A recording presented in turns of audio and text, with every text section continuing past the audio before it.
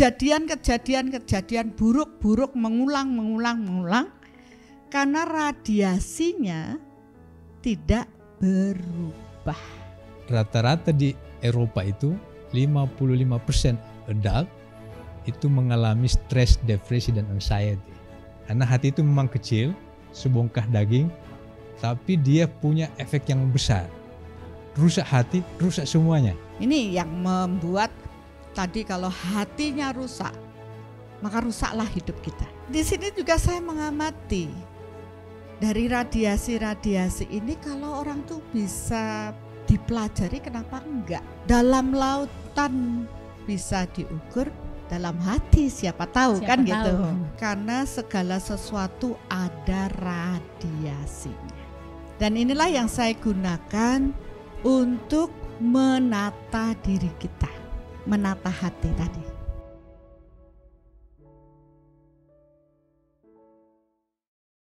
Acara ini dipersembahkan oleh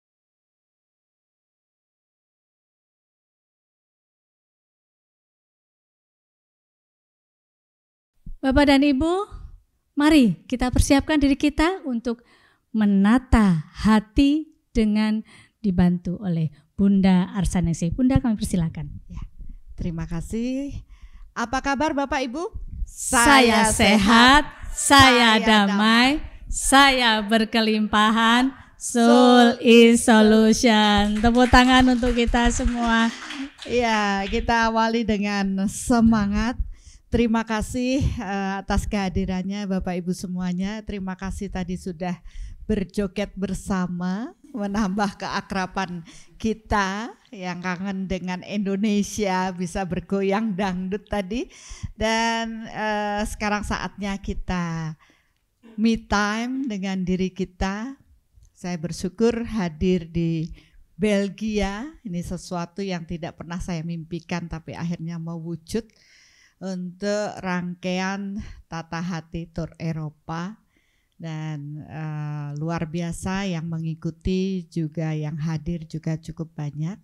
Mungkin saya juga akan menyapa halo yang ada di luar Indonesia, yang ada di Indonesia maupun di negara-negara lain yang sudah menyiapkan waktu. Kalau di Indonesia ini sudah tengah malam, tapi masih tetap bersemangat untuk mengikuti Tata Hati Itali. Bahkan sudah mulai kepo kira-kira apa Brussels ya, baru kemarin Itali, sekarang sudah di Brussels. Mungkin sudah kepo ini materinya nanti apa, ditunggu saja ya. Tapi terima kasih sudah mengikuti tur kita, pembelajaran dan juga meditasi walaupun perbedaan waktu yang cukup lama jauh. Ya. Untuk Bapak Ibu yang hadir di sini, saya tadi dengar ternyata tidak hanya yang dari kota Brussels saja, tapi juga ada yang sekian jam perjalanan. Terima kasih sudah menyempatkan hadir. Tepuk tangan dong buat semuanya. Ya, berarti ada suatu usaha yang cukup besar yang harus dikorbankan untuk bisa bersama kami. Dan kami sangat bersyukur atas kehadiran Bapak Ibu semuanya. Mudah-mudahan di Tata Hati kali ini pulang nanti akan mendapat pembelajaran, pemahaman yang baru yang akan membuat kualitas Bapak Ibu menjadi lebih baik. Dan seperti biasa, Tata Hati ini tidak hanya kami bagikan dengan teori. Di awal kita akan bahas terlebih dahulu dengan teori-teorinya atau pemahamannya, dan setelah itu akan kita lanjutkan dengan meditasi. Ya, jadi mungkin sesuatu yang baru bagi Bapak Ibu, ngapain sih meditasi gitu ya. Saya sudah biasa duduk, Bunda berdoa udah sering. Ya, kita semua sudah berdoa ya.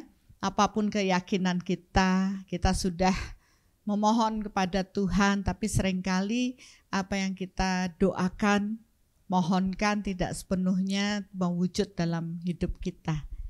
Ya, kalau kita meditasi, kita akan melibatkan nantinya kekuatan Tuhan dalam doa kita. Jadi tidak hanya secara di bibir saja, tapi bagaimana kita benar-benar berdoa dengan menghadirkan kekuatan Tuhan di dalam diri kita. Ya, apapun agamanya, semua menyadari bahwa kita adalah berasal dari sumber yang sama, Sang Pencipta.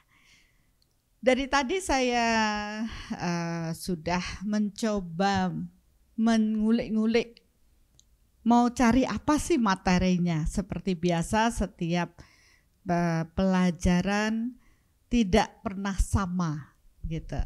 Dan tadi saya dapat data ya, seperti Bapak tadi sudah ada data ya. 55% itu stres ya. Kemudian lebih banyak stres ibunya ya Pak ya daripada bapak-bapak. Wah enak dong bapak-bapak ini. Ibunya lebih stres. Kenapa ibunya stres ya? Saya juga paham itu karena salah satunya cuma ibu yang bisa hamil, bapak tidak. Makanya saya mengajar senam hamil, meditasi untuk ibu hamil. Karena saya tahu ibu jauh lebih stres daripada bapak gitu. Jadi itu pun saya dapatkan data. Kemudian ada juga tadi Pak Agung juga ngasih data, Bunda angka perceraian di sini cukup tinggi. Nah, mungkin itu juga menjadi suatu data buat saya karena saya biasanya menyesuaikan, menyelaraskan dengan mereka yang hadir atau kota di mana kita berada, seperti rekaman kemarin Paris dan sebagainya.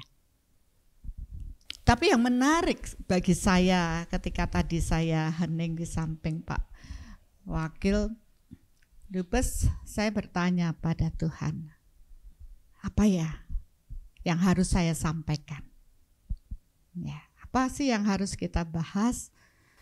Kalau saya tadi melihat Bapak Ibu radiasinya sudah ketangkep. Ya, jadi saya berbagi metode soul matter, yaitu measurement technique of radiation. Jadi saya menemukan metode bagaimana mengukur radiasi energi. Kalau biasanya energi itu ada orang tahu, oh di bawah pohon itu ada penunggunya. Ya dia tahu kan itu, oh itu rumahnya itu banyak hantunya gitu. Oh rasanya sekelebat. Jadi penunggu tuh bukan satpam kan Bun ya? Bukan. Ya jadi itu bisa dirasakan, ya orang bisa merasakan itu, berarti ada sesuatu. Ya karena manusia juga punya tubuh energi, tapi sering kita tidak sadar kalau kita punya tubuh energi. Sebenarnya yang dibilang tadi Pak Wakil hatinya itu kan bukan hati yang sesungguhnya, karena hatinya tuh di sini Pak levernya. Tapi hati ini adalah hati secara batin, secara energi, yaitu cakra jantung. Ini yang membuat tadi kalau hatinya rusak, maka rusaklah hidup kita. Ya. Berhubungan dengan hati, dengan kolbu, dengan proses batin ya, itu tidak nampak oleh mata kita. Tapi orang itu bisa merasakan dari proses batin seseorang. Ya, contohnya apa? Pernahkah kita melihat seseorang yang lagi bercerita, kemudian dia sudah nangis terseduh-seduh, terus kita ikut delewer air matanya. Yang punya masalah cerita kita ikut tangis. Karena apa? Kita menangkap radiasi kesedihan daripada orang tersebut. Begitu juga stres itu menular. Kalau ketemu teman yang sangat stres, terus dia cerita sama temannya, maka temannya yang diajak cerita pun ikut ketularan stres. Apa dampaknya? Wah, saya habis cerita, dia habis curhat, saya kok capek ya. Gitu. Jadi beban energi stres itu tertangkap oleh yang lainnya. Secara energi lagi mungkin kalau orang Jawa, telinga saya kok panas ya. Ada yang ngerasani saya gitu. Oh, berarti itu adalah energi gitu. Ya banyak sekali yang sebenarnya kita sudah mengalami, tapi kita tidak tahu kalau itu adalah energi. Nah, disinilah saya karena proses belajar 25 tahun saya berkecimpung di dunia energi ini, saya pun akhirnya melihat kepekaan seseorang itu berbeda-beda. Ada yang peka banget, ada yang sedikit peka, tapi ada juga yang bebel, istilahnya nggak peka-peka. Kalau orang Jawa bilang pekok terus jadinya karena tidak peka. Nah, di sini juga saya mengamati dari radiasi-radiasi ini, kalau orang tuh bisa dipelajari, kenapa enggak? Dan saya mulai mengembangkan metode soul meter, mengukur radiasi orang lain. Supaya apa? Supaya kita tahu kebenaran yang sesungguhnya. Ya, orang bilang hakikat kebenaran yang sesungguhnya. Selama ini kita enggak tahu, karena apa? Tabirnya enggak dibuka, ya enggak tahu. Karena kita enggak mau belajar. Tapi ketika kita belajar proses energi, tahu hukum-hukum energinya, dan kita mulai merasakan, dan kita paham bagaimana mengukurnya, maka sesuatu yang gaib tidak lagi menjadi gaib. Gaib karena realita kita terbatas. Karena kita hanya menggunakan indera yang mampu kita lihat. Nah, begitu kita belajar energi, kita mampu merasakan sesuatu yang tidak terlihat, ya termasuk hati ini. Ya, kalau orang bilang dulu dalam lautan bisa diukur, dalam hati siapa tahu kan tahu. Gitu. Tapi ketika kita belajar energi dengan metode soul meter ini, dalam hati pun aku pun tahu. Gitu, ada jawabannya.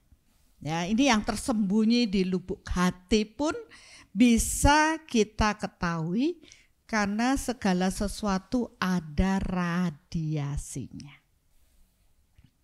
Bisa dipahami ya Bapak Ibu, radiasi itu memancar dia. Memancar ya seperti gelombang radio. Di sini pemancarnya asal ada yang punya radio, dia bisa nangkap, oh ini frekuensinya apa.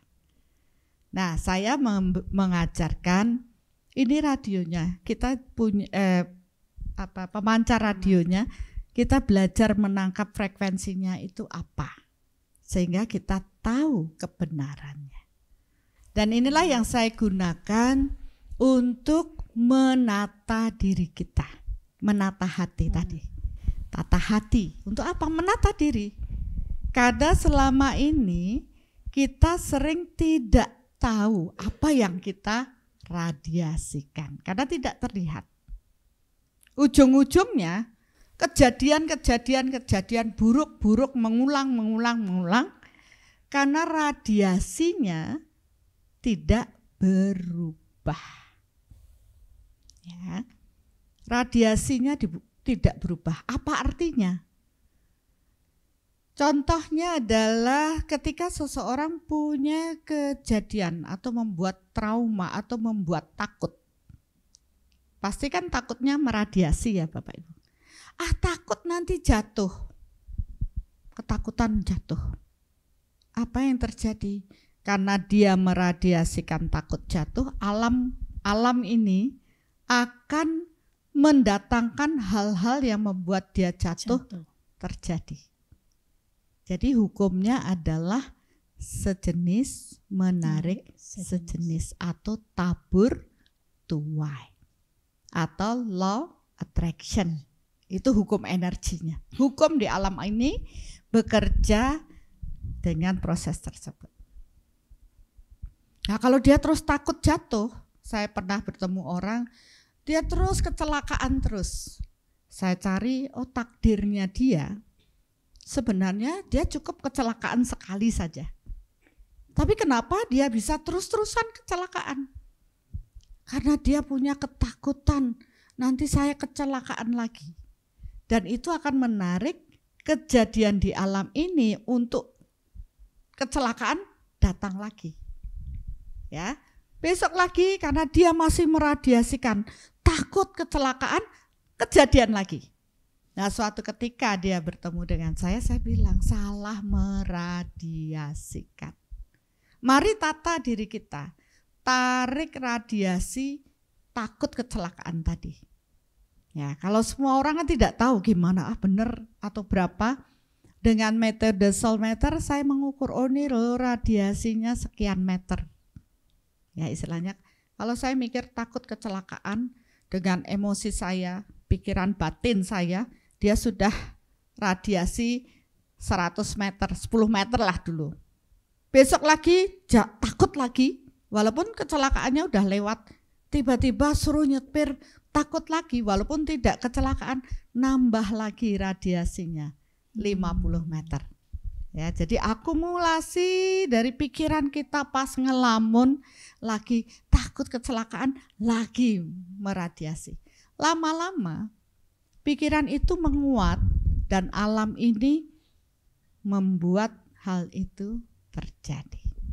Bunda, izin Bunda, berarti kalau tadi yang seperti Bunda sampaikan, radiasi atau energi yang meradiasi itu berasal dari pikiran ya Bunda ya? Iya, betul. Jadi semua tergantung dari pikiran Bapak Ibu. Rasanya semua agama disuruh berpikir baik ya, disuruh berpikir positif.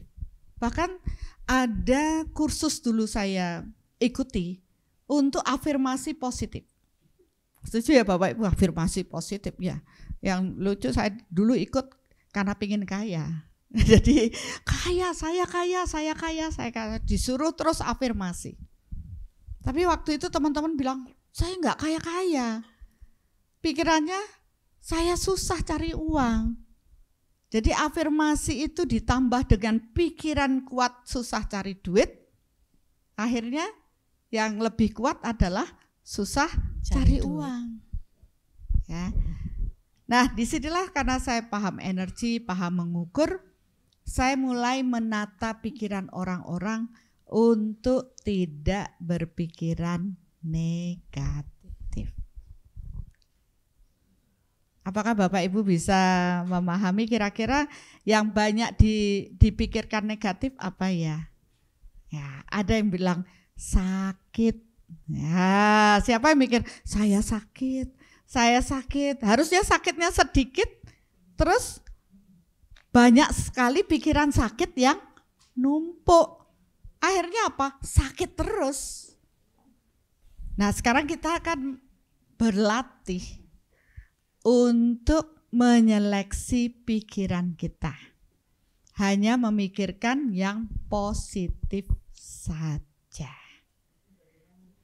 Ya, pertanyaannya bagus. Bagaimana caranya gitu ya? Pertama yang perlu kita lakukan adalah mengidentifikasi. Nah, perlu identifikasi nih. Saya itu banyak pikirannya apa? Yang kenal siapa? Diri sendiri kan? Ya, coba antara kesehatan, hubungan, kemakmuran sama spiritual, mana sih yang sering muncul? Pertama, siapa yang mikirin sakit di sini?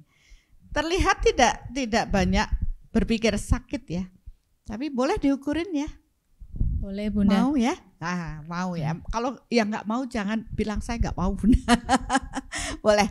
Jadi kalau ukur 0 sampai 10 itu pikiran paling banyak. Ya.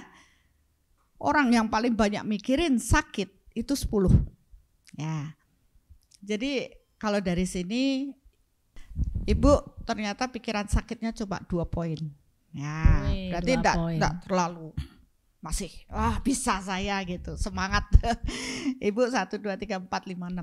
Ibu 7 poin. Berarti emang ya saya mikirin. Ya. Ibu 3 poin. Ibu 5 yang baju putih 5 poin ya. Ya lumayan. Ibu cuma 2, 3 ya.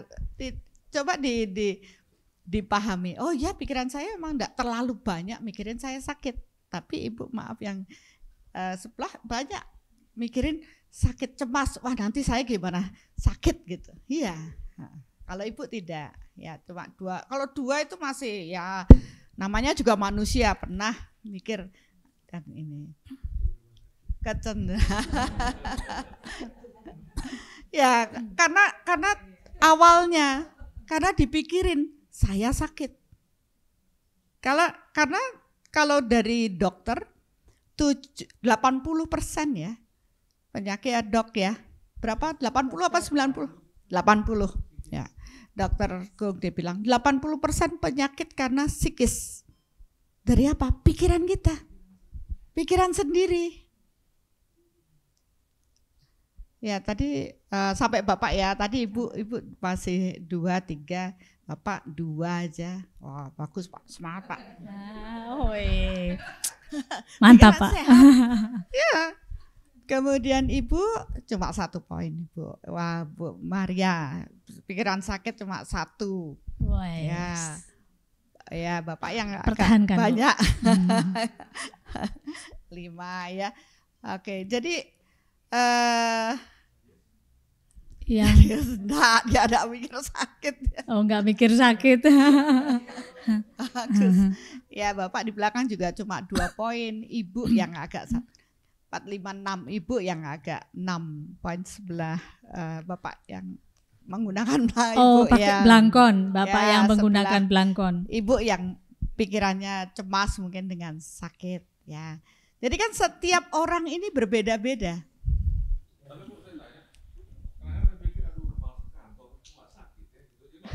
Enggak boleh. Oh. Jadi oh gitu ya. Keluar juga karena dokter pilihnya sakit tapi boleh keluar rumah. Tapi kalau terus mikirin mau enak dengan mikirin sakit kan yang rugi kita juga Pak. Jadi iya makanya sehat. Jadi sakit gitu. untuk pembenaran maksudnya Bunda. Iya. Iya. Bapak Sidun belum Bu? Oh, Bunda. Mas Sidun juga? Ah. Oh sehat ya. Beliau ya 2 poin aja. Ya, enggak terlalu banyak. Itu salah satu contoh dari radiasi. Bagaimana Ibu mengetahui poin-poin tadi yang pikiran sakit tadi itu bisa ditentukan oleh Ibu Ningsih? Ya, betul, terima kasih Bu. Jadi ini ceritanya panjang Bu ya. Saya berawal dari orang yang sakit-sakitan. Jadi saya 2 kali stroke. Pertama kali stroke di kiri sampai tidak bisa bergerak, syukur 2010. Kemudian tahun 2000 stroke kiri, tahun 2010 stroke kanan. Kalau yang stroke kedua itu membuat saya tidak bisa berbicara, saya tidak bisa bergerak. Kalau yang stroke pertama masih lebih ringan. Kemudian saya berupaya untuk sehat, gitu. Ternyata pikiran saya takut stroke membuat pengulangan stroke saya.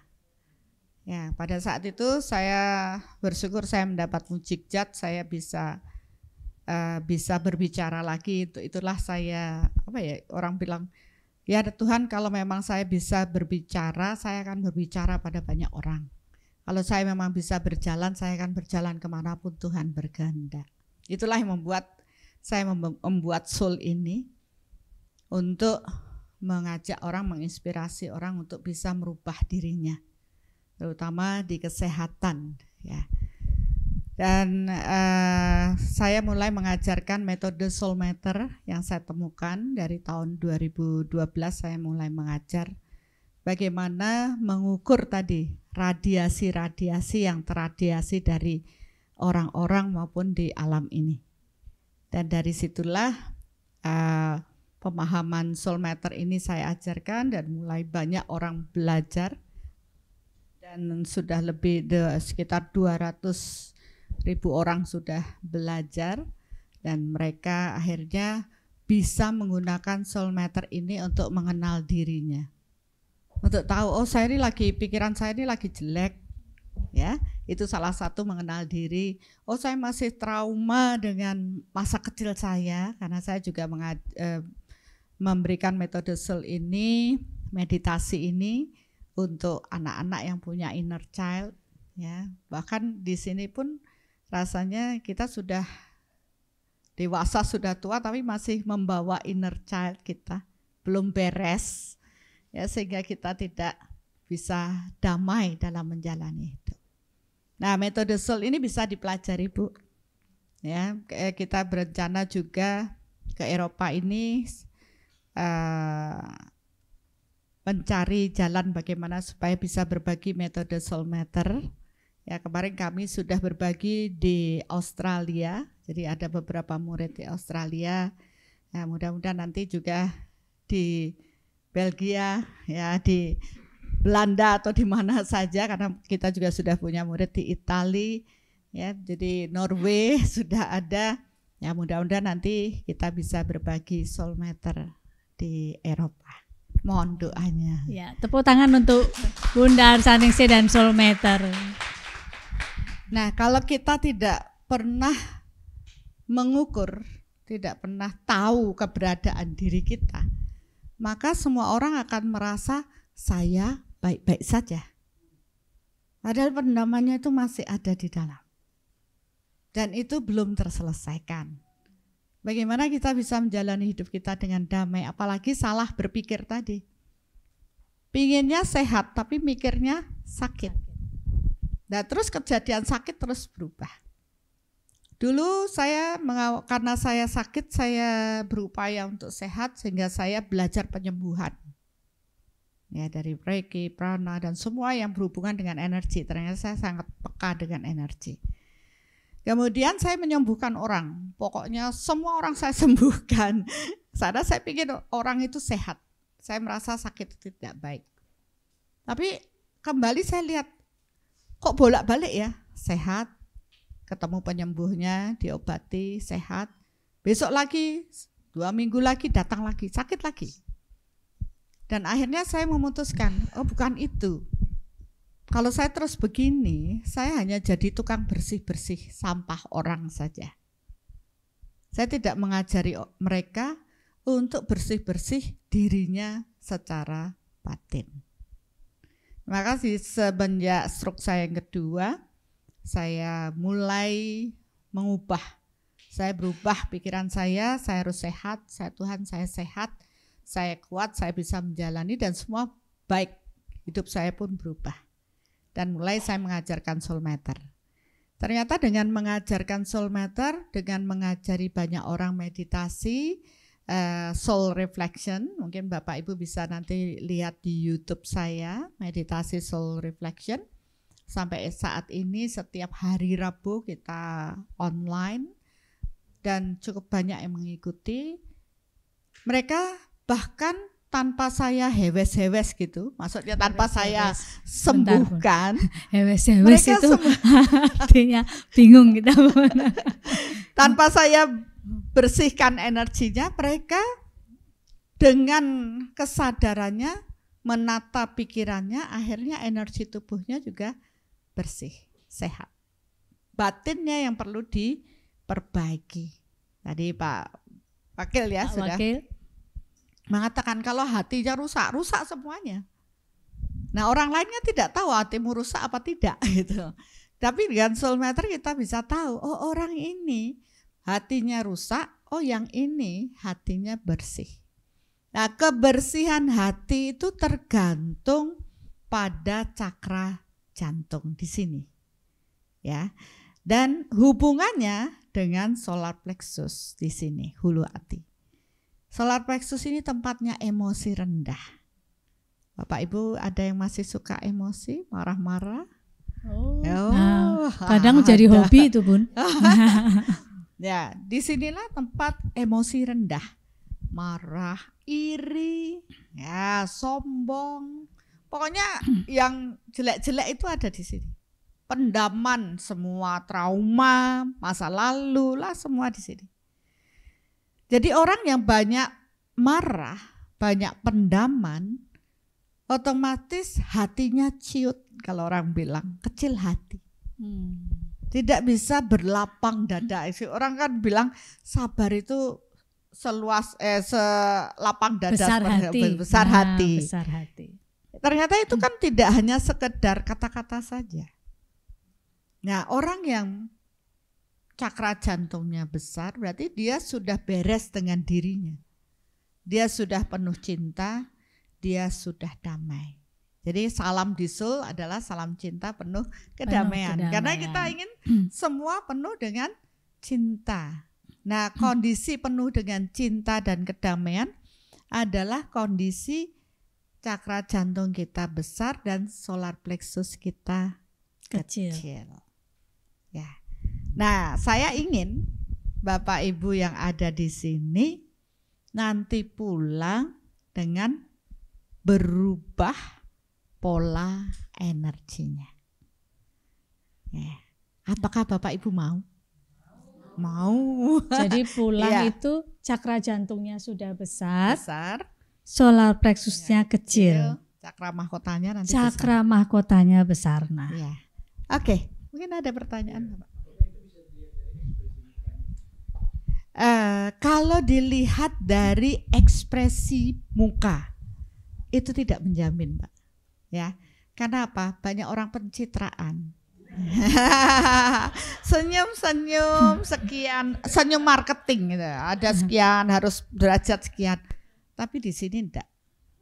Ya.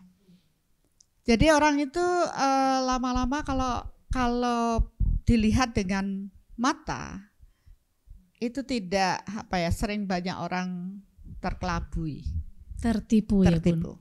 Tetapi yang bisa dirasakan adalah secara rasa. Maksudnya secara rasa ini itulah energi ya, di dampaknya dapat dirasakan oleh orang lain. Contoh, ada seorang yang sangat pemarah, kemudian bos lah katakan, baru dengar sepatunya cetok, ya itu kan dia datang dengan sepatu begini, orang itu sudah ketakutan, orang lain sudah terintimidasi, sudah keringat dingin, benar nggak ya? Sudah stres, ya. Itu namanya radiasinya, sudah berasa. Ya, pernah lihat juga ada orang yang dia nggak ngomong, baru lewat aja gitu, dia tidak ngomong, tapi orang jutek banget orang itu. Pernah baru ngelihat lewat aja nyebelin gitu ya Bunda. Karena auranya sudah memberikan radiasi nyebelin ya Bunda. Tapi ada orang yang enggak cantik banget deh, biasa aja, B aja orang lain lihat. Tapi begitu kita melihat, kita langsung terpesona. Wow. Karena radiasinya tuh langsung nyes gitu. Ya kan? Hah?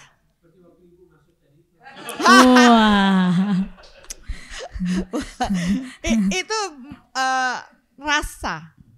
Ya, saya rasa semua orang punya rasa yang seperti itu. Cuma mereka mau memekakan diri atau tidak.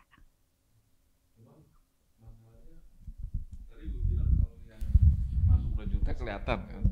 Tadi masalahnya kita bisa lihat kalau orang yang lewat itu jutek. Cuma bagaimana orang yang bisa pencitraan itu kan susah. Dia bisa 24 jam selalu berakting. Nah itu gimana? Betul. Tapi coba heningkan sedikit ya. Kita turunkan frekuensi kita, lebih memekakan diri, kita akan tahu rasanya. Walaupun dia tersenyum, kita tahu oh dia ternyata tidak betul. Dari hati. Nah, jadi segala sesuatu itu dari hati. Kadang dengan proses itu kita bilang intuisi saya, nah itu sebenarnya dari rasa yang kita terima secara hati. Ini yang bisa kita pelajari dan semua bisa kita ukur.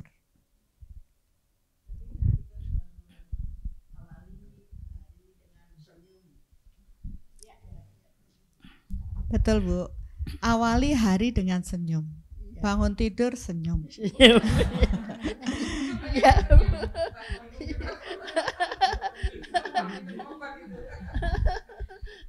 dari hati memang keluar ini ya. Iya, Ibu. betul. Senyum, Senyumnya itu harus dari hati. Iya. Senyum dari hati itu gimana? Kalau kita lagi marah, bisakah kita tersenyum dari hati? Tidak. Wah, tentu tidak. Tidak, tentu tidak. Ya. Iya. Apalagi saya bisa senyum episode. Oleh karena itu nanti kita rasakan dulu. Orang yang bisa tersenyum dari hati berarti sudah tidak ada beban di dalam dirinya. Iya. Ya. Iya. Tapi kalau dia masih ada gini senyumnya paling nggak bisa. Ya. Bagus. Berarti senyum dari hati dan senyum yang mungkin dikatakan tadi pencitraan itu berbeda ya Bunda senyumnya. Iya, iya. Tapi kalau orang sabar, rendah hati itu kan saya kira senyumnya tulus ya Ibu.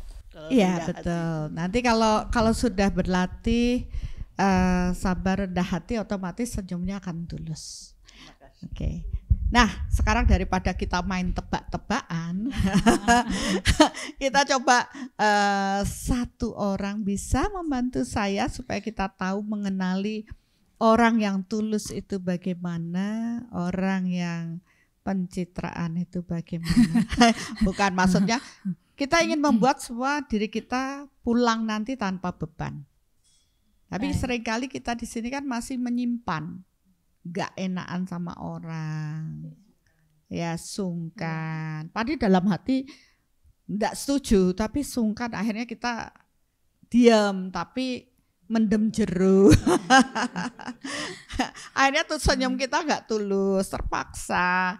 Ya kan, ini antara sama mertua, sama nanti orang tua, kadang kita harus ngikut tapi kita enggak pas, atau sama pasangan, sama anak. Ini masalah hubungan kita. Ya, tapi supaya kita menjalani hidup dengan damai, ya radiasi-radiasi yang tidak nyaman ini yang harus kita bereskan. Ya, kita udah memaafkan gitu Ibu ya. Umpama ya Ibu ya difitnah gitu. Hati udah memaafkan tapi masih ingat terus itu Berarti bagaimana, belum Ibu? cukup memaafkan. Berarti belum selesai memaafkan itu Ibu. Belum benar-benar memaafkan. Tapi udah tapi Ya, betul. Memaafkan kita bisa, tapi melupakan kejadian itu tidak. Arti ketika seseorang bisa benar-benar memaafkan adalah ketika kita mengingat kejadian itu tapi kita tidak berasa lagi. Oh ya sudah. Harus ikhlas. Di sinilah kita belajar ikhlas sebenarnya. Ya. Cuma latihan ikhlas ini kan kalau kita nggak tahu caranya, kan tadi nanya bagaimana caranya gitu. Karena semua diajari untuk ikhlas, berserah kan gitu, tapi nggak tahu caranya. Makanya saya butuh satu orang dulu untuk Baik. bisa paling tidak membuka wawasan kita. Apa sih ini gitu. Ya. Nanti setelah itu baru kita caranya melepaskannya. Baik, Bapak dan Ibu, Bunda Arsaningsih mengundang satu relawan atau volunteer yang berkenan di depan. Tadi kan Bunda menyampaikan tentang cakra jantung, cakra mahkota, kemudian solar plexus dan lain sebagainya. Mungkin akan lengkap penjelasannya ketika ada salah satu volunteer atau siapa yang suka rela untuk maju ke depan agar bisa. Ibu berkenan? Baik, silakan Ibu. Mari kita beri tepuk tangan untuk Ibu siapa Bu? Wiwi. Ibu Wiwi. Ya, monggo Bu. Tapi nggak ada ujian ya Bu ya? Enggak. Ini malah kursi keberuntungan. Silahkan Ibu. Bukan kursi panas loh Bu. Ya. Ibu Wiwi. Terima kasih Ibu Wiwi. Ya kalau gini kan saya lebih enak menjelaskan ya. Jadi nggak main tebak-tebakan. Karena ini bukan sesuatu yang terlihat oleh fisik kita. Nah dalam proses ya manusia itu terlahir mempunyai dua tubuh. Tubuh fisik yang nampak dan tubuh energi. Maksudnya apa? Kalau mungkin banyak di ini dikatakan tubuh lahir dan tubuh batin. Tubuh batin itulah tubuh energi. Bisa dipahami ya Bapak Ibu ya, yang terlihat dan tidak terlihat. Nah, tubuh yang tidak terlihat itu ada orang mengatakan itu aura. Pernah dengar? Ya, saya lihat apa auranya bagus gitu ya, bercahaya, berarti auranya adalah energi yang memancar dari tubuh ini keluar. Ya, apapun itu. Nah, dari aura ini ada 4 tubuh energi. Ya, yaitu tubuh fisik, tubuh emosi. Ya, ini tidak nampak. Tapi kalau maaf ya Bu ya, saya ukur ya, emosi Ibu apapun bentuknya, kemarahan ya, yang diproduksi dari awal sampai saat ini itu ada 1 kilo, ada 2 kilo, ada 2 kilo 100, 200, 300, 400 meter kurang lebih radiasinya.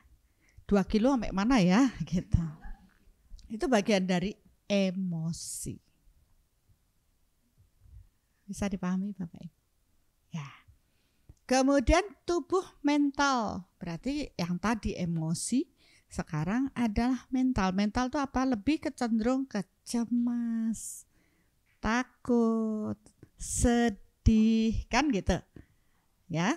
Itu 1, 2, 3, 4, 5 meteran, 5 kiloan. 5 kiloan. Berarti Ibu marahnya tidak terlalu seperti cemas dan takut. Ya. Semua orang beda-beda. Nanti kalau sudah mulai bisa mengelola, kalau bisa yang terradiasi bukan marah, bukan cemas, takut, tapi bahagia. Damai.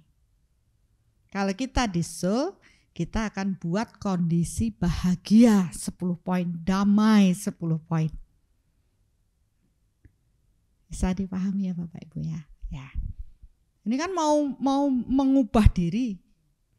Mengubah diri itu harus perlu mengidentifikasi diri. Kalau kita nggak pernah tahu diri kita, bagaimana kita mau berubah? Emangnya satria baja hitam gitu langsung berubah? Ya. Tidak juga ya. Kita harus tahu siapa saya. Soul itu proses mengenal diri kita. Oh Ibu aja mungkin nggak ngerti kalau psikis mentalnya itu ada sejauh itu ya Bu ya. Taunya saya baik-baik saja, saya bisa, saya strong gitu ya kalau Ibu.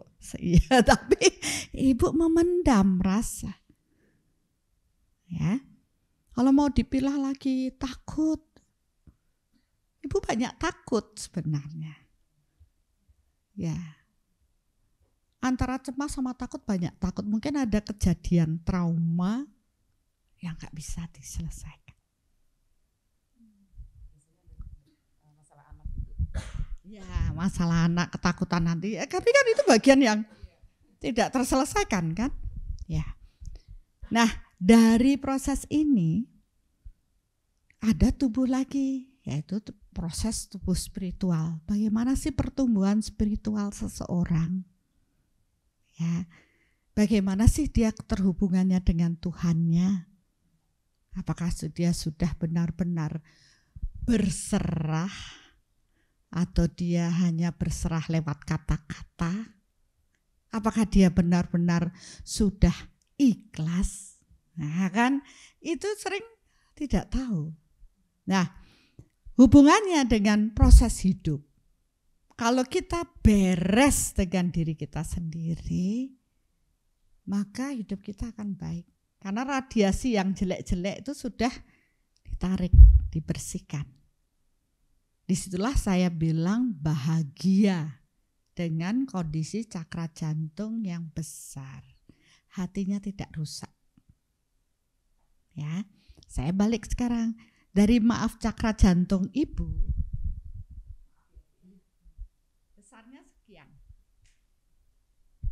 Oke. Dari solar plexus besarnya sekian. Ini sampai sana Pak, diameter ya. Nah, ini isinya apa? Pendamannya Ibu yang tadi, cemas, marah. Jadi hatinya itu belum benar-benar besar. Nanti kalau diukurin nanti ketahuan kalau ini bahagia Ibu saat ini 1, 2, 3, 4 poin aja. Bahagia Ibu yang seharusnya adalah 10. Berarti ada 6 hal yang membuat Ibu tidak bahagia. Yaitu tadi ada takut, cemas, ada sedih, ada ya kecewa banyak. Ya, jadi itu kan masih nano-nano di dalam diri kita. Dan ini perlu dilepaskan. Ya, kalau boleh diukurin bahagianya. Bapak Ibu mau diukurin bahagianya? Mau takut, nanti diapain, malu.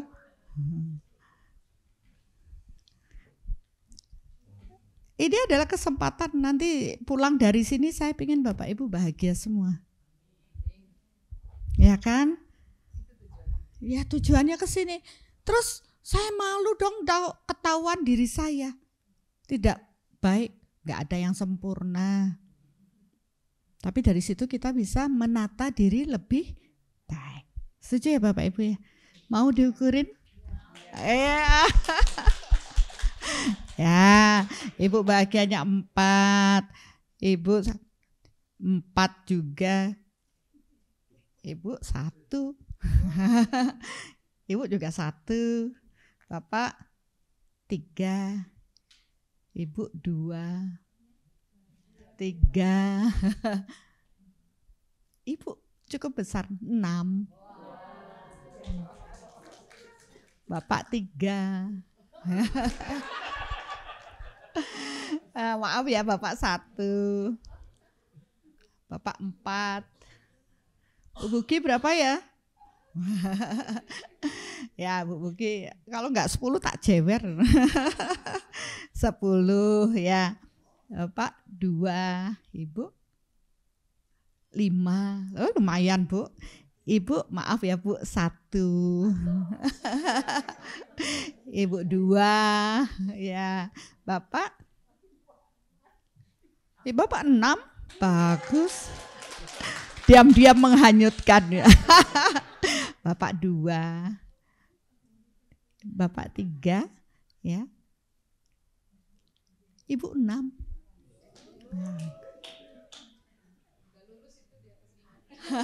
Bu Maria juga 6. Ya. Lumayan ya. Paling enggak tahu, oh saya punya yang perlu dibenerin. Ya, belum apa-apa saya sudah merinding. Mudah-mudahan deh menjadi baik semua kan. Nah, dari ini apa sih yang mencuri yang membuat kita tidak bahagia? Masalah ya. Masalah kesehatan, hubungan, kemakmuran dan spiritual. Nah, ketika meditasi kita akan melibatkan kekuatan Tuhan.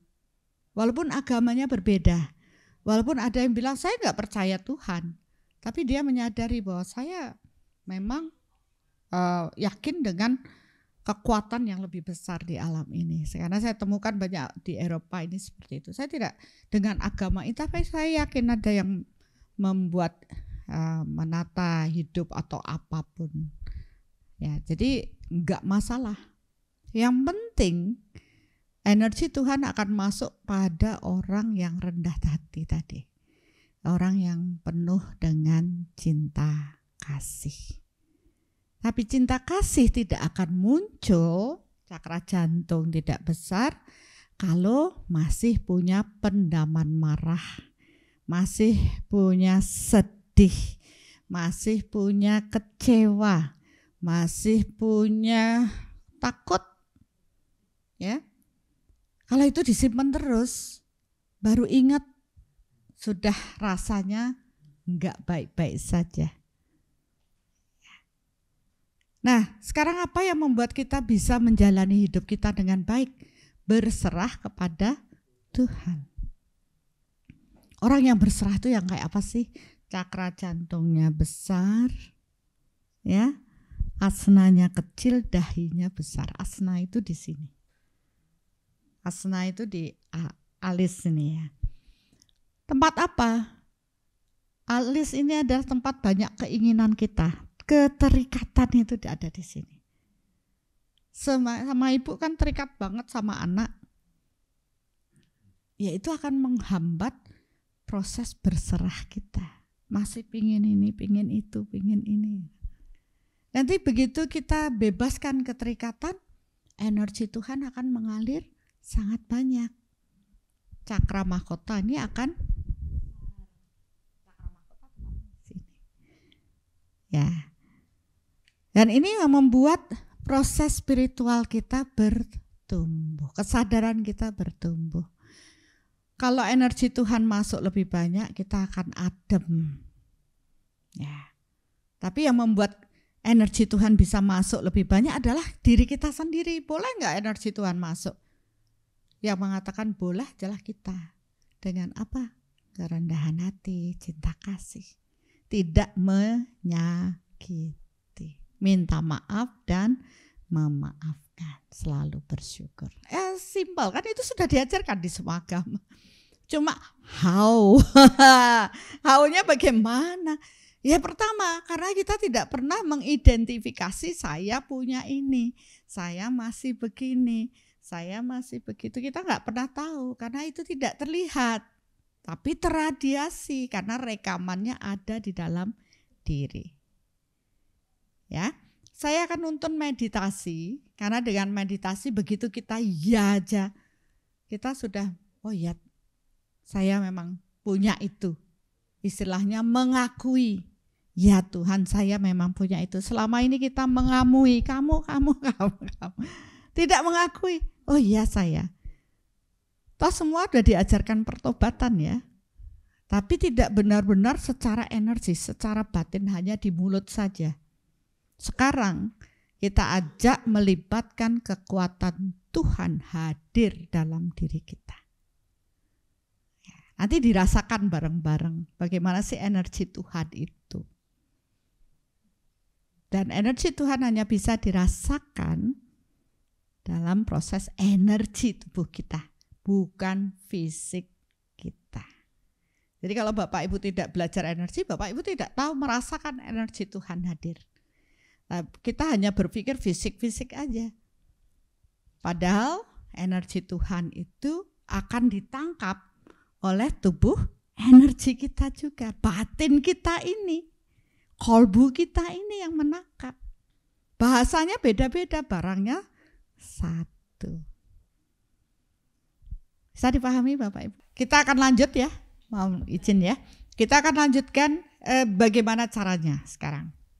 Melibatkan kekuatan Tuhan untuk proses diri kita menjadi lebih baik. Dan saya temukan bahwa manusia itu sesungguhnya membutuhkan Tuhannya. Tidak bisa hidup sendiri. Upaya yang kita lakukan sering terasa berat, bahkan untuk memaafkan. Kenapa? Karena power energi kita setara dengan diri kita sendiri. Dan untuk proses pertobatan, untuk kita bisa membersihkan pendaman yang melekat di dalam diri kita, butuh kekuatan energi yang lebih besar, yaitu energi Tuhan. Ya, cuma orang kan tidak tahu melibatkan kekuatan Tuhan dalam proses hidup itu kayak apa. Ya. Secara energi ini pun merupakan suatu pengalaman yang saya lihat dengan mata kepala saya sendiri. Ketika perjalanan saya ke Yerusalem, ya saya bukan orang Katolik ataupun Kristen, tapi saya disuruh ke sana, oke, saya jalan Tuhan, saya bilang gitu.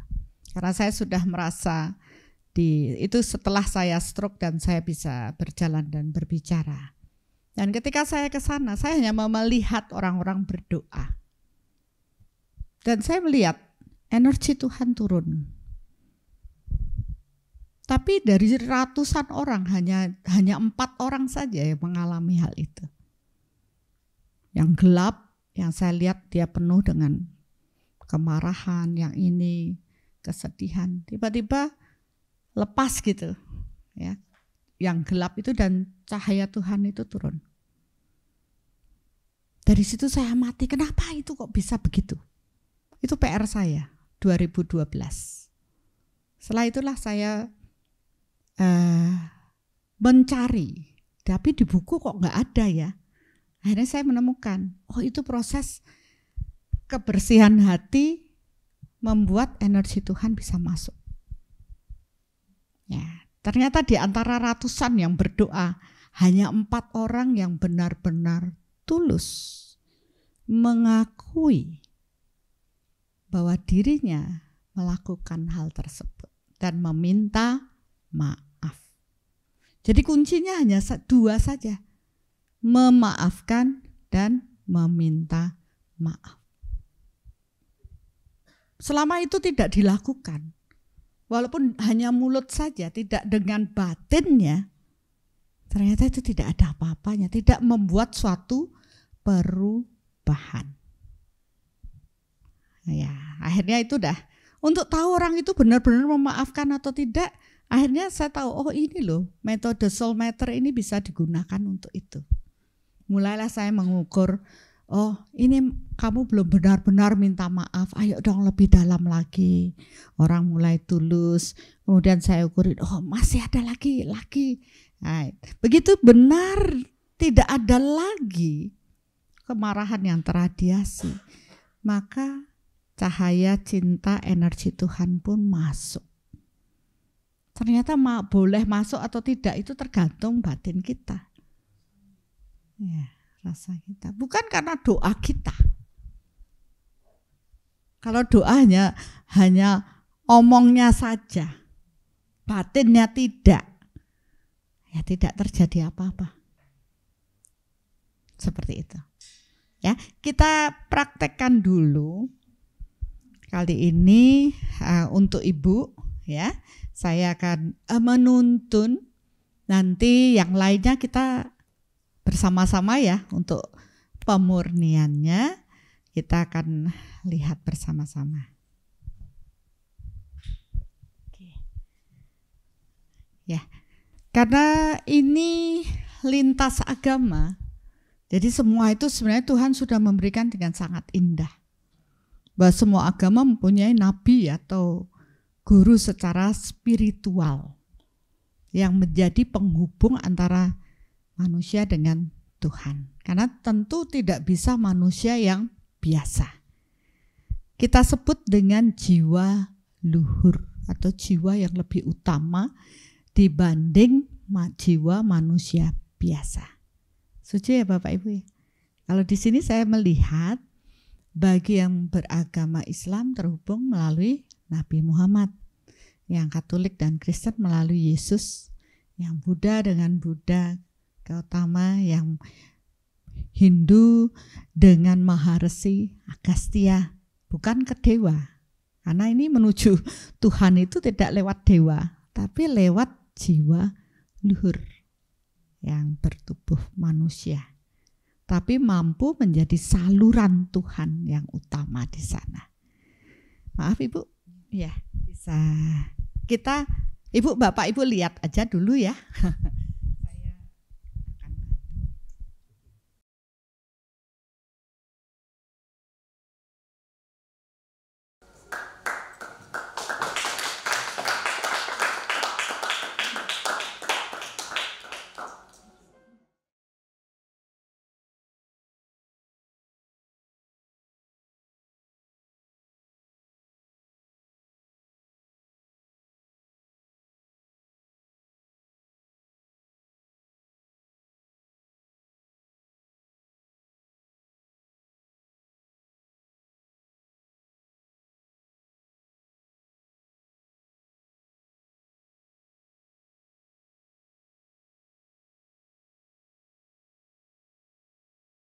Ya, sudah selesai.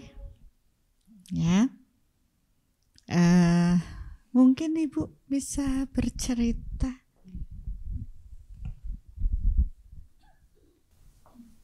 Pertama saya ucapkan banyak terima kasih. Saya bersyukur hari ini bisa bertemu dengan Ibu.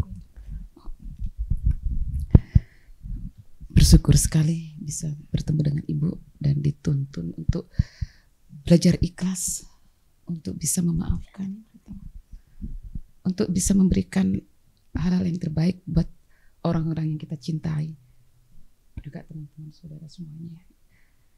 Intinya untuk bisa memaafkan dan ikhlas, itu yang saya harus banyak belajar, Ibu. Iya, karena di sini saya dengan anak saya memang ada itu yang berat sekali untuk saya. Saya belum bisa melepaskan semua itu. Jadi masih ada di pikiran saya, selalu ada, betul itu ada ketakutan, ada kekhawatiran. Tapi di sini saya betul akan belajar lagi untuk bisa ikhlas dan memaafkan. Terima kasih sekali lagi, terima kasih.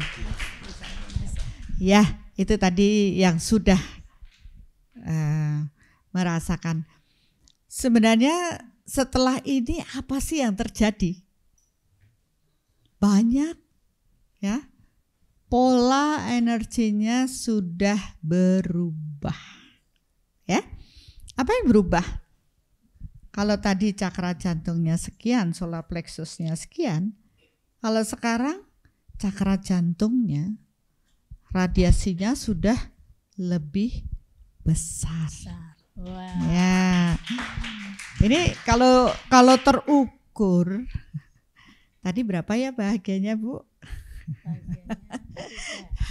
Ya, jadi kalau sekarang ukurannya sudah berubah karena solar plexusnya ini Sudah kecil. mengecil.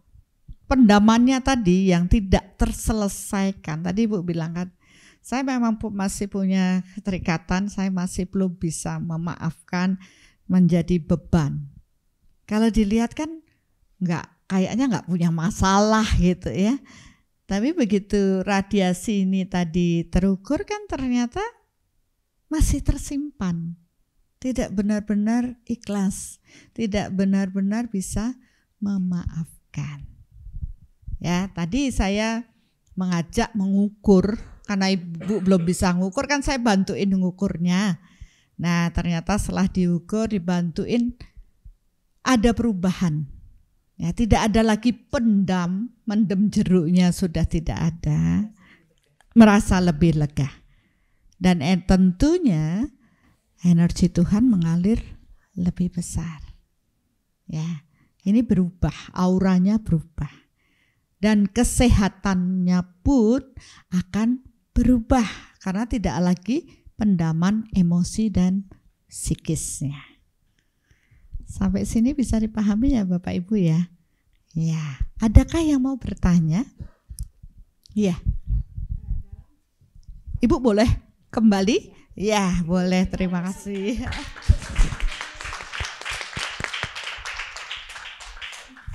Terima kasih atas kesempatan ini, Bunda Arsaningsih. Yang saya pertanyakan adalah dalam praktek kehidupan sehari-hari, kapan soulmater itu diterapkan? Apakah selalu? Apakah saat berkepentingan? Atau bagaimana? Saya ingin mendapatkan ide tersebut. Iya, terima kasih Bu. Kalau kami yang sudah belajar, soulmater itu bagikan tongkat bagi orang buta. Tongkat kita, penuntun hidup kita. Karena soulmater ini tidak hanya kita gunakan hanya untuk bisa mengenal diri, tapi kita akan bisa mengenal semua pun tanpa batas. Ya, bahkan kita tahu apa yang menjadi kehendak Tuhan atas diri kita. Dan kita bisa memilih hal-hal yang membingungkan mungkin dalam hidup kita untuk mendapatkan pilihan yang bijaksana. Bahkan sangat sederhana, nanti soulmater pun bisa digunakan. Apakah hari ini saya pakai baju ini cocok apa tidak? Gitu. Saya cantik enggak ya? Cantik. Kemudian saya bisa memilih sekolah untuk anak-anak saya. Apakah dia akan cocok di sini, jurusannya apa? Kemudian saya bisa pilih sayur yang sehat, yang tidak ada pestisidanya. Saya bisa pilih bisnis, apakah kalau saya berbisnis dengan si A, si B akan baik, karena takdirnya beda-beda. Ya, kemudian pindah ke kota ini dapat kemakmuran saya meningkat atau tambah jatuh. Kemudian saya pindah ke negara ini akan dapat baik di sana atau tidak. Ya banyak hal.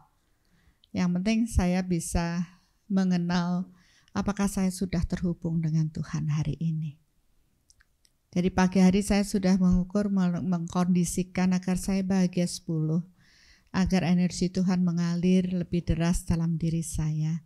Dan saya bisa berbuat meradiasikan cinta kepada semua orang yang akan saya temui. Ya banyak hal yang luar biasa. Mungkin Bapak Ibu bisa sharing nanti dengan teman-teman yang sudah belajar soulmeter dan mereka bisa menata dirinya dengan baik. Ya mudah-mudahan nanti apabila nanti kami hadir lagi di Brussels ini bisa mengajari Bapak Ibu untuk workshop soulmeter karena itu berlangsung selama 3 hari. Jadi kan perlu bertahap, tidak hanya asal.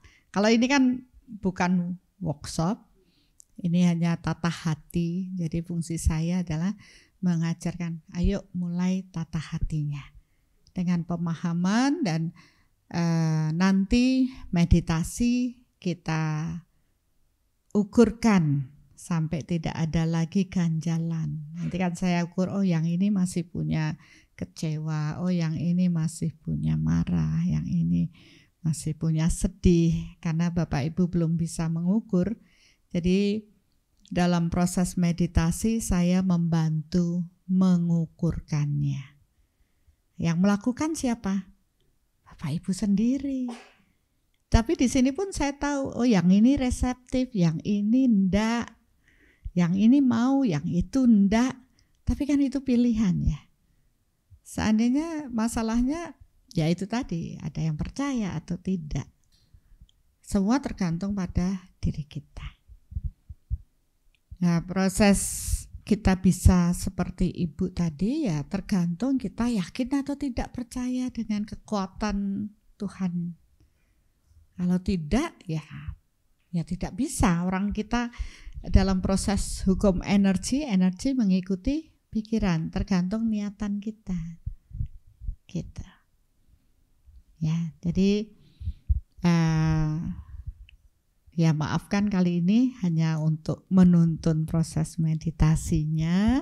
Saya mengukurkan sehingga tidak ada beban-beban lagi di dalam. Yang melakukan ya Bapak Ibu masing-masing. Oke? Bunda izin Bunda, ini tadi terlupa. Bunda menyiapkan sesuatu untuk Bu Wiwi yang sudah berkenan tadi berbagi tapi untuk kita semua. Ya, Bu Wiwi ya, kita membawanya yang edisi bahasa Inggris bisa? Atau yang Indonesia kah ada? Oh sudah habis Ibu. Maafkan, enggak apa-apa Bu. Nanti kalau ke Indonesia bilang saya kasih yang bahasa Indonesia. Terima kasih. Oh.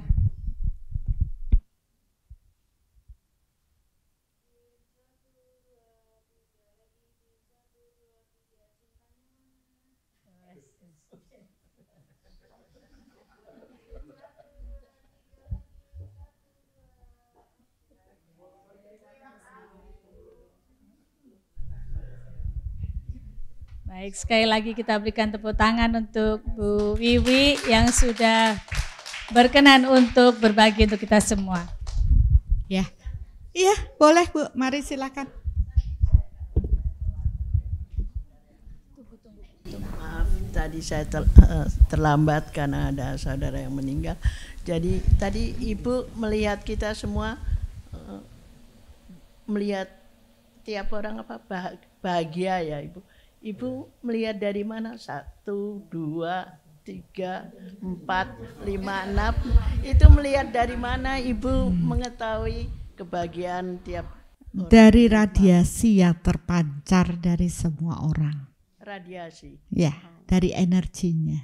Energinya. Setiap orang itu bawa pendaman masing-masing. Ah, Kalau pendamannya banyak, berarti Iya. bahagianya sedikit. ah. Kalau dia pendamannya sedikit, berarti bahagianya lebih banyak. Dan ini terukur gitu. Ya, memang kita akan belajar untuk mengenali diri kan seperti itu. Makanya saya dulu bertanya, bagaimana sih proses? Kenapa di kitab dikatakan barang siapa mengenal dirinya maka mereka mengenal Tuhan? Itu maksudnya apa? Kira-kira Bapak Ibu tahu maksudnya? Apakah ada yang tahu? Kok mengenal? Ya?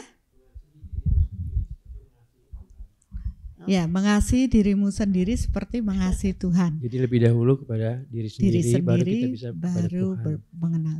Ya, ini untuk mengasihi kan harus bisa mengasihi diri kita, baru bisa mengasihi Tuhan. Tapi untuk mengenal diri kok bisa mengenal Tuhan? Nah itu. Kita Ya, karena Tuhan ada di dalam diri kita. Kalau kita bisa mengenal diri kita di dalam, bisa mengenal Tuhan di luar. Tapi bagaimana kita kenal diri kita? Bagaimana kita mengenal diri kita? Ya, dulu pun saya bingung dengan proses itu. Saya tidak mengenal diri saya. Kenapa harus mengenal jati diri? Kalau saya dulu di Jawa diajak semedi. Kamu tuh siapa? Kamu tuh terus disuruh duduk meditasi lama, ada puasa, ada ini. Tapi itu pun membuat saya bingung. Nah, ketika saya mendapat soul matter ini, saya tahu, oh saya tuh salah mikir. Saya tata diri saya untuk mikir yang baik. Semakin saya mengarahkan pada pikiran yang positif, semakin saya damai, semakin saya bahagia tadi, saya bisa merasakan energi Tuhan berada di dalam diri saya. Jadi saya mengenal Tuhan itu tidak berwujud fisik. Saya merasakan Tuhan itu mencintai saya. Tuhan itu menuntun saya. Saya tahu akhirnya mana yang baik, mana yang buruk. Tapi begitu hati saya bergolak, saya seakan-akan susah untuk merasakan cinta Tuhan. Saya gelisah, saya tidak tenang. Tapi begitu saya kembali membersihkan, saya berserah lebih dalam, saya merasakan betapa Tuhan mencintai saya. Dan Tuhan tuh menuntun saya. Ketika saya benar-benar berserah, saya seakan-akan dikasih tahu, oh ini loh, jangan begini. Dan benar, ya ada banyak kejadian yang terjadi, dan saya sangat bersyukur. Bahkan dengan soul matter pun akhirnya tahu. Suatu ketika saya harusnya mengisi di Pulau Lombok dengan 300 orang, tiba-tiba dalam kondisi saya hening, jangan ke sana, ada hal buruk nanti. Saya mencoba mencari dengan soul matter, oh iya, Tuhan tidak berkehendak saya ke sana. Kemudian saya bilang, Tuhan kalau seandainya saya tidak boleh ke sana, tolong tunjukkan bagaimana alasannya. Saya tidak bisa, karena saya orangnya nggak enakan. Dan ternyata dekat itu pada saat itu angin di laut cukup deras sehingga kapal tidak menyeberang. Karena kapal tidak menyeberang, pesawat penuh. Akhirnya saya nggak dapat tiket ke Lombok. Saya masih kepo, kenapa sih Tuhan, kenapa saya tidak boleh ke sana? Saya suruh buka map, peta Lombok. Saya cari energinya di mana sih yang membuat hal yang tidak baik. Saya dapat, oh di sini loh tempatnya. Tapi saya nggak tahu apa nanti yang akan terjadi. Benar aja, karena akhirnya nggak dapat pesawat, panitia menyerah. Bunda nggak dapat pesawat, tiket, oke, kita undur aja, saya bilang gitu. Oke. Ternyata pada saat yang harusnya saya berbagi di sana, gempa 7 skala Richter. Gempa hebat di Lombok dan tempat di mana harusnya saya mengisi itu atapnya roboh.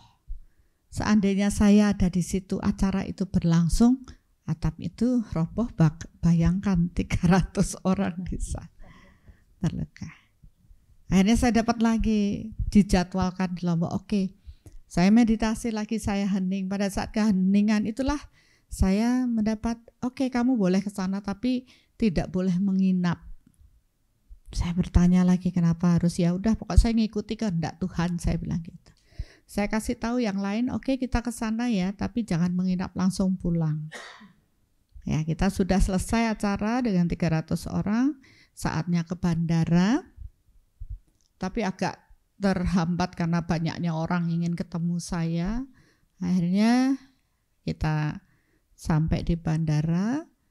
Ternyata di bandara gempa lagi 7 skala Richter lagi. Saya bersyukur ternyata landasan pacu masih baik. Begitu gempa selesai kita bisa pulang. Nah, apa yang terjadi? Gempa yang kedua ini membuat listrik padam. Dan saya bersyukur tidak mengajak tim untuk menginap. Kalau menginap kayak apa? Ya, itu. Jadi tanda-tanda alam, informasi akan diberikan ketika kita itu benar-benar berserah. Tuhan akan menuntun. Jadi akhirnya saya pun bisa melihat bahwa di kitab dikatakan barang siapa berserah kepadaku, aku akan memenuhi semua kebutuhanmu dan aku akan melancarkan semua jalan. Tapi tidak semua orang bisa berserah. Itu, jadi disinilah saya mengajarkan berserah yang sesungguhnya kepada banyak orang. Dan mereka-mereka yang sudah mengikuti proses belajar energi soul matter ini, akhirnya mereka bisa bangkit dari keterpurukan hidup mereka karena ternyata mereka salah dalam berpikir. Ya, makanya kita berjalan dengan tata hati, menata pikiran. Ya, walaupun tidak dalam bentuk workshop, paling tidak pengetahuan ini menginspirasi Bapak Ibu untuk tidak berpikir yang negatif. Semua agama mengajarkan itu, tapi umatnya mikirnya macam-macam, ruwet. Akhirnya ya ruwet juga gitu. Nah, pesan yang disampaikan karena how-nya, bagaimana caranya itu belum benar dapat gitu ya. Akhirnya ya saya bersyukur dengan ini itu adalah proses action-nya. Bagaimana caranya itu yang bisa saya bagikan dan ini menyentuh semua umat ya. Jadi di mana kita bisa berbicara dengan lintas agama dan merasa damai. Karena semua yakin, semua akan membutuhkan kekuatan Tuhan. Di sini saya tahu, begitu saya mengenal diri saya lebih dalam, akhirnya ada satu titik yang saya tahu, saya membutuhkan Tuhan saya. Dan kepada beliaulah saya harus kembali pulang. Dan ternyata kembali pulang itu harus dengan kebersihan hati. Nanti kalau tidak bersih hatinya, Bapak Ibu hanya berkeliling-keliling di sini, makanya kenapa banyak seliwer. Atau tadi mindahin tempat tidur, hanya pengen tahu saya itu ada loh. Nah, tolong loh doain saya, tapi apakah cukup dengan doa kita, mereka itu dapat terbersihkan? Tidak, harus dari upaya mereka mencari jalan pulang. Ya, maka di metode soul matter ini kita sebenarnya mengajak Bapak Ibu untuk kembali pulang, membuat jalan dengan apa? Kebersihan hati. Nanti kalau Bapak Ibu ya syukur nancep, jadi akhirnya terus terpola untuk berpikir positif, menyiapkan jalan, sehingga pada saat kembali pulang tidak ada lagi ketakutan karena jalannya sudah terbuka. Kalau cakra jantungnya terbuka dengan baik, ikhlas, berserah, maka cakra mahkota kita ini akan terbuka dengan baik, cahaya, cinta, energi Tuhan akan mengalir. Dan itu yang akan menyembuhkan diri kita, Bapak Ibu. Ya, saya sudah membuktikan dengan saya berada dalam lingkungan dokter, bukan berarti dokter tidak perlu. Kalau dia secara berfisik sudah berfisik, berarti hasil akhirnya harus ke dokter.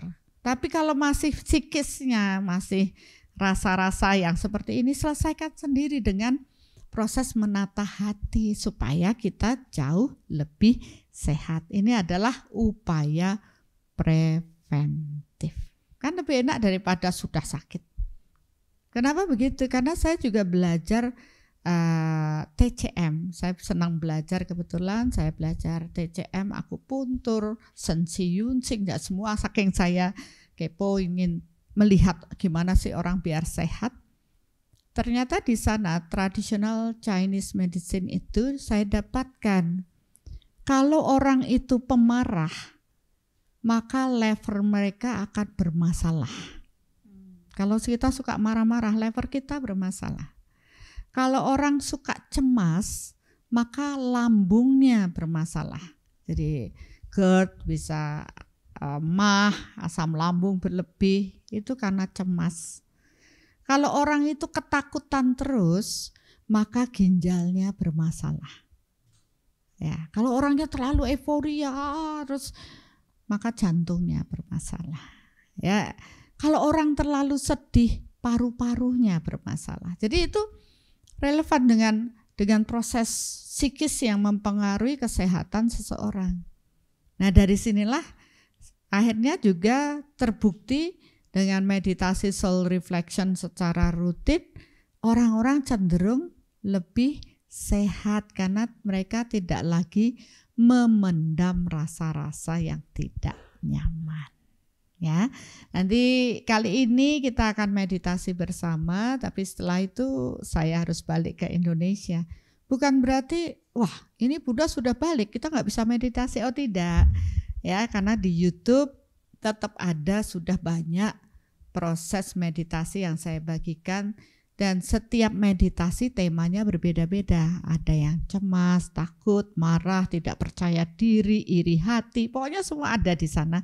Tinggal pilih-pilih saja.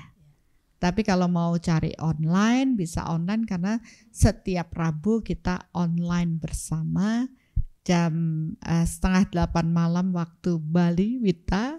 Atau 6:30 malam WIB. Waktu Indonesia bagian Barat. Nah, bisa bermeditasi. Ya. Kalau nggak bisa online ya pilih-pilih aja di YouTube.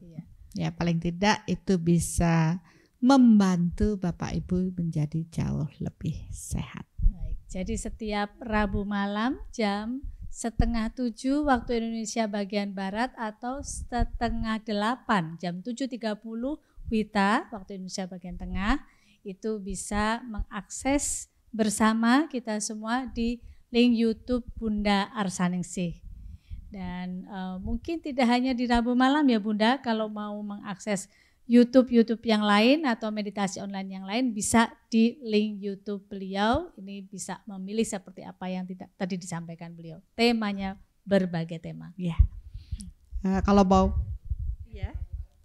Kalau Rabu malam live bersama-sama.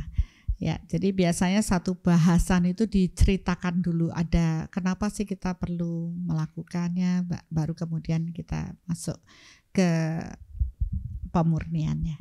Samping itu juga ada banyak pembelajaran mengenai kehidupan yang bisa dilihat di sana.